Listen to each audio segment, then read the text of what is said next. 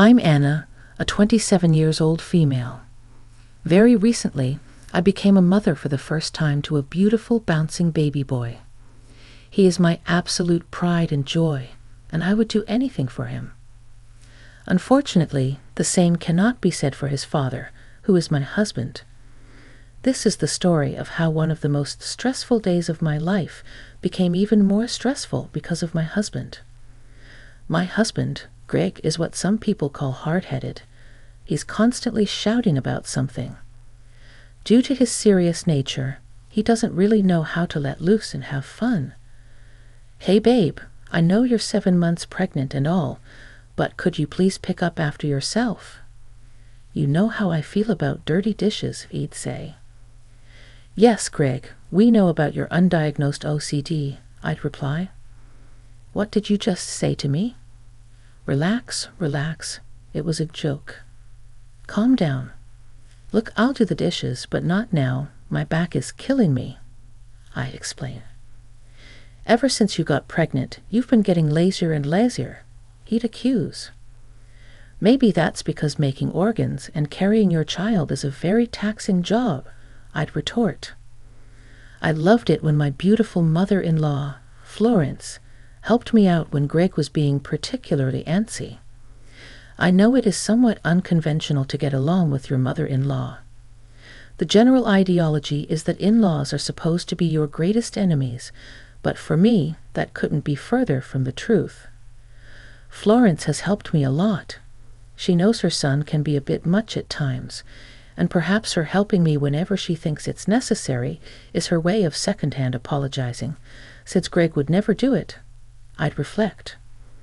"Oh, whatever, just hurry up and give birth already so that I can have my wife back," Greg would grumble.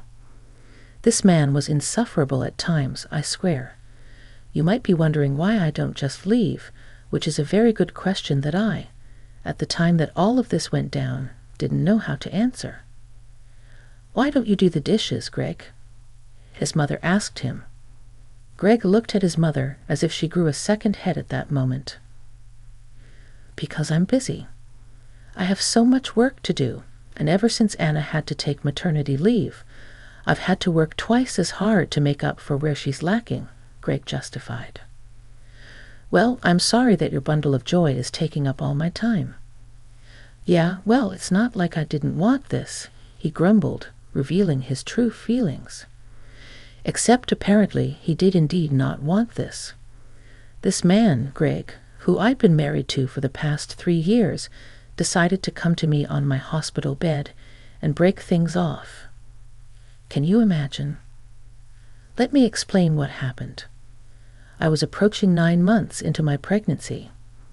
My due dates had been scheduled, and we were just waiting for the baby to make its arrival when, suddenly, at 2 a.m., "Babe, babe, wake up."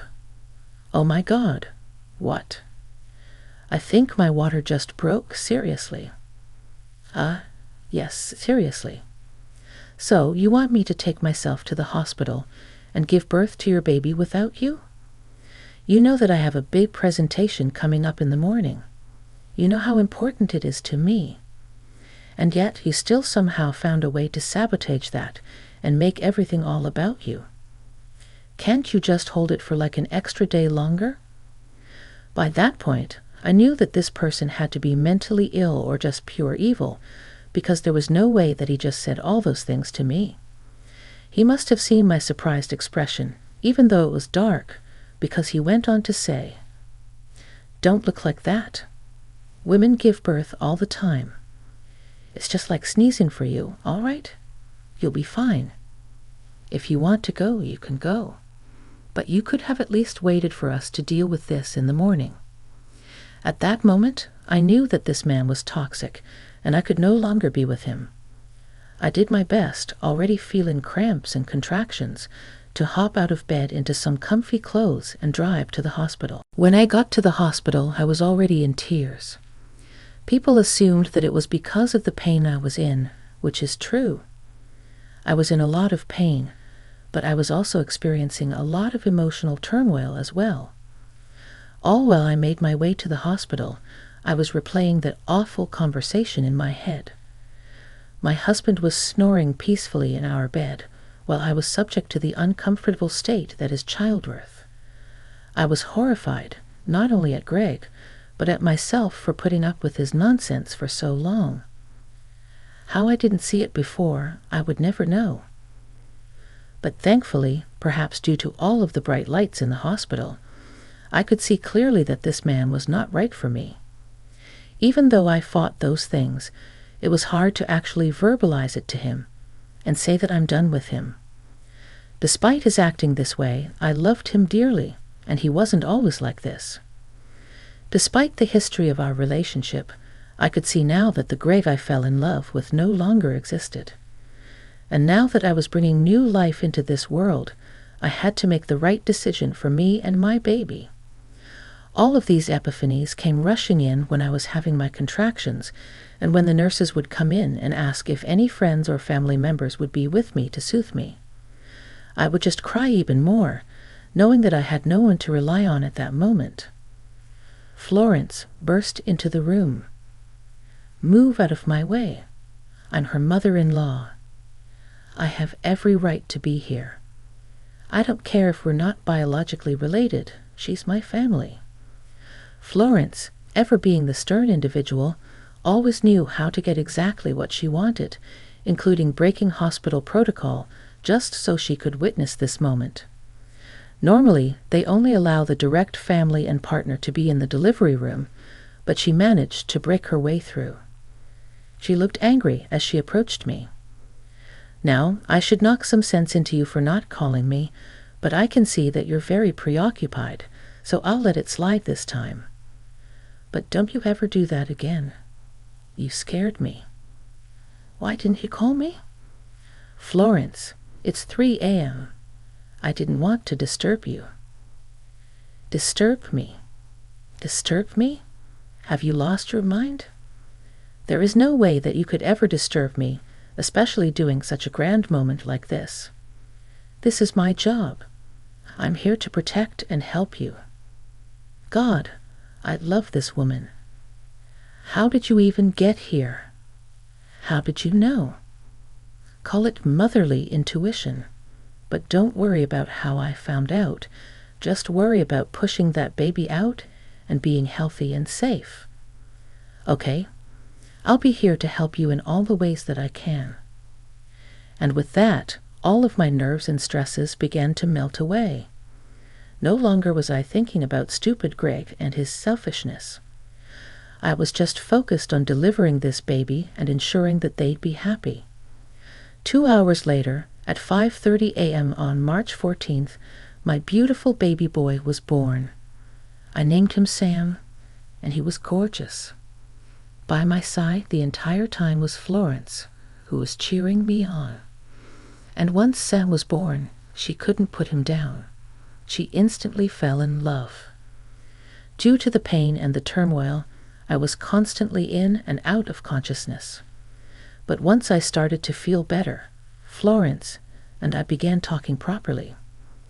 "Okay, seriously, how did you find out that I went into labor?"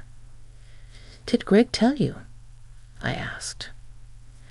"Yes, dear, he told me everything, including how he was unable to come to the hospital with you. He sent me here to be with you instead.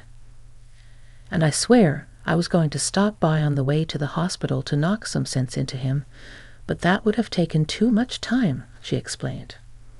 I started to sob as the events of a couple of hours earlier washed over me, reminding me just how much of a lowlife my husband was. "Oh no, please don't cry, sweetie. It's okay. I'm here. Please don't let little Samuel see you upset like this. Today is a beautiful day full of miracles. You just gave birth, my love. That is such a wonderful thing," she consoled. I suppose she was right. Looking at Sam, I radiated nothing but joy. And I swear to God, whenever I'd look at him, he just took all of my pain away, both physical and mental. At that moment, I let Florence roam around a bit. She was with me for the past 3 hours, and she might have needed a bathroom or snack break. So after much convincing, I assured her that I had everything handled and that she could also go and take care of herself. Not 5 minutes after she left, I was visited by the devil himself. Standing at the doorway to my hospital room was none other than Greg. I was upset, but he too shared a look of anger and frustration as he was forced to be here. "Hello, can I see him?" he asked. I gestured for him to come over and see his son, and for a moment it appeared as though my husband's icy heart had melted, at least ever so slightly, because a flash of several emotions was displayed on his face. I could tell that he was joyous because of this event, but part of him looked sad, as if saying that he regretted not being here. Just as quickly as these emotions came, however, they also left, and he was back to being his cold and strict self. Little Greg Jr. looks very happy and healthy. Good job, champ. Sam. What? His name is Sam, not Greg Jr. I corrected him. What are you talking about? We discussed this already. If the baby was going to be a girl, we would have named her Delilah. And if it was going to be a boy, then Greg Jr. Well, considering that I did most of this myself, I decided to change that decision. It made the most sense to me anyway, since I came here and gave birth alone, I asserted. Come on, Anna, are you going to act like this? Do you know how many men would come to the hospital at 5 in the morning just to check up on their wives, even though they have a big presentation to make in a couple of hours? How selfish could you be? Honestly, I do everything for you. And now I'm getting fed up, he snapped. He looked me in the eyes and began to say, I thought being married to you would be easy, and things were quite easy, but this was all before this stupid baby came around. Ever since you got pregnant with him, you've been more selfish and lazier. I don't know why you can't understand that being selfish or lazy while pregnant is completely normal. What is wrong with you? Do you not understand how physically and emotionally taxing it is to be pregnant? Not only that, but I was far from lazy or selfish, as you put it. I was still cooking and cleaning well into my 3rd trimester. And what were you doing? Nothing. You were doing absolutely nothing while I had to slave away catering to your needs because you don't know how to do anything, I countered. I don't know how to do anything. Yeah, okay. Let's see. I've been the one working late nights just so that I can get a promotion and extra money to fund your luxurious lifestyle of staying at home all day. Honestly, you have it way easier than me, but for some reason you can't see that, Anna. I think it's time that we part ways, he declared. My heart dropped. The baby started crying from all of the yelling that we were doing, and at that moment, Florence came in. Now, what in the world is going on? I was gone for 5 minutes, Anna. Oh, hello, Greg, Florence interjected. Hello, Mother. I see you're laying with the enemy, Greg greeted. Me, enemy? You've shut your mouth. I should smack you upside the head for the way you've been speaking to Anna. Don't you know that she just gave birth? Florence scolded him. Yes, everyone's been telling me. Yet, for some reason, you cannot seem to grasp the concept of how taxing that process is. You see, Anna, you've even turned my mother against me. So that's it. Do you want us to part ways? Greg asked, challenging me. Florence gasped and turned to her son. At that moment, you could tell that she was fuming. She started yelling at him, and unfortunately, all of the commotion prompted several nurses to flood into the room to see what was going on. Because Greg was doing most of the yelling, he was the one who was escorted outside. But as he was leaving, he was yelling something along the lines of how he no longer needed me, and that once he gets this promotion, he'll be just fine without me. Once the dust had settled, I could analyze the situation for what it truly was. I broke down. All of the years of catering to this man came crashing down on me, and I was truly exhausted. Thankfully, Sam wasn't here to witness everything. At some point during the commotion, he was taken by one of the nurses and put into the nursery. When I was just wailing and sobbing, Florence came by my side to comfort me. She was very soothing, and her motherly touch managed to console some of the aches that were residing in my heart. After what felt like hours of me crying, she finally said, "We're going to get back at him." "What?" "We're going to get back at him for all of the trauma he put you through. I am so sorry that I let this get out of control as a mother. I did my best to raise a kind and respectful man, but I would be lying if I said that I don't see a monster whenever I look at Greg. As a mother, I believe that I failed. He's too far gone into whatever this is to change now. Even though I failed Greg, I'll be damned if I let you fail, Sam. We have to work together to fix this. Florence, listen to me. You have a beautiful baby who doesn't deserve any of the nonsense that Greg tried to give you. He said that it's time to part ways, right? Then maybe that's exactly what you should do." I got scared. Part of the reason why I hadn't left Greg is that without him, I wouldn't be anything. I was working, thank God, but it was not enough to live on my own, let alone with a newborn baby. With that logic, there was a higher chance that Sam would be taken away from me, and he would have to stay with his awful father. The mere thought of that happening made me sick. "I know you're scared, sweetie, but please don't worry. You'll live with me for the time being, and we'll figure something out, okay? But right now, that boy needs to be taught a lesson. But what are we gonna do?" "Don't worry, I'll handle everything. You just focus on healing and taking care of that sweet little boy. Grandma's got everything covered." She was right when she said that because the events that happened later will completely shock you. About a week after Sam was born was when the revenge was enacted. It turns out that Florence has a lot of lawyer friends as well as friends in the media. This wasn't mentioned before, but Greg works for one of those high-end companies on Wall Street, and as such, it should be noted that any detriment in the company will be broadcasted, at least locally, which is enough to tank a company's reputation. Florence, my savior, managed to get the audio and video recording of what went down in that hospital on the 14th of March. To this day, I'm not sure how she convinced the security to let her have that footage, but once she got it, she talked to her friends who work in journalism and media. Within hours on an early Monday morning, Greg was being bombarded with news outlets with headlines such as "Hospital CCTV exposes high-powered executive verbally abusing wife after childbirth."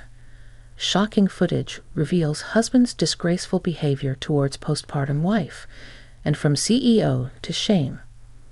Hospital video leaks husband's shocking outburst towards new mother. I can't imagine the look of horror and shame that he must have had on his face. Ever since I was discharged from the hospital, I had been staying with Florence.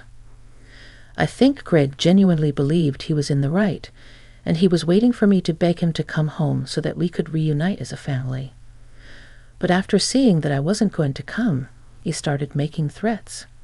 I knew he was struggling without me.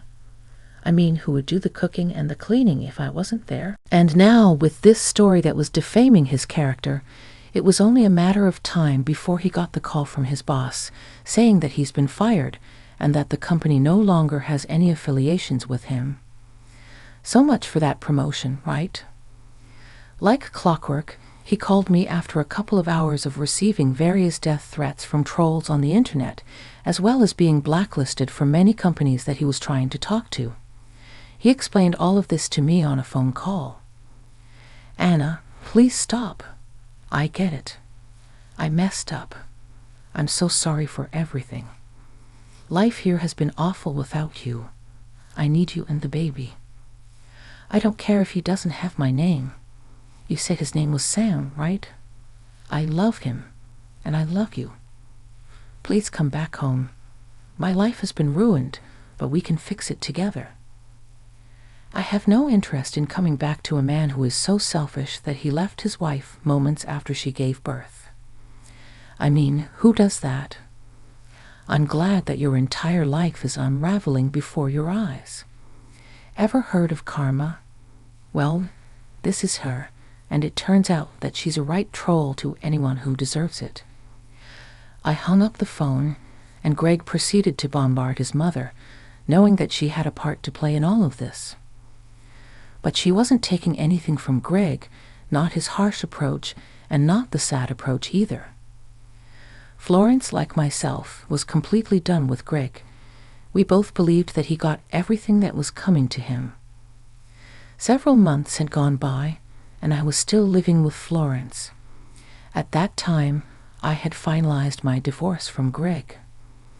Every time he'd send alimony and child support, he'd try and plead with me for me to rescind my decision, but every time I would adamantly answer no. Greg was living a miserable life, and he even had to downgrade the house he was living in as he could no longer afford it. He tried looking for work everywhere, but no one wanted to be associated with the verbally abusive husband and father who cared more about his career than anything. I think he managed to get odd jobs here and there, managing a poor mechanic company and things of that nature, but for the most part, he was struggling. I was actually in the process of writing a book about my struggles with being married to a narcissist. After the local news outlets exposed Greg for his true colors, I went on many interviews and podcasts, adding more detail about what happened. I'm so grateful for everyone willing to listen to my story, as they were all so receptive and understanding. I was especially grateful to Florence, of course, as without her input, I would still probably be stuck with Greg. But now I'm making a name for myself, and my new agent informs me that the prospects of my book doing well are extremely high. I couldn't be happier moving into this next chapter of my life. With lovely and supportive fans, supporters, a big stack of money on the way, and of course my beautiful family, Florence and Sam, who I love very dearly.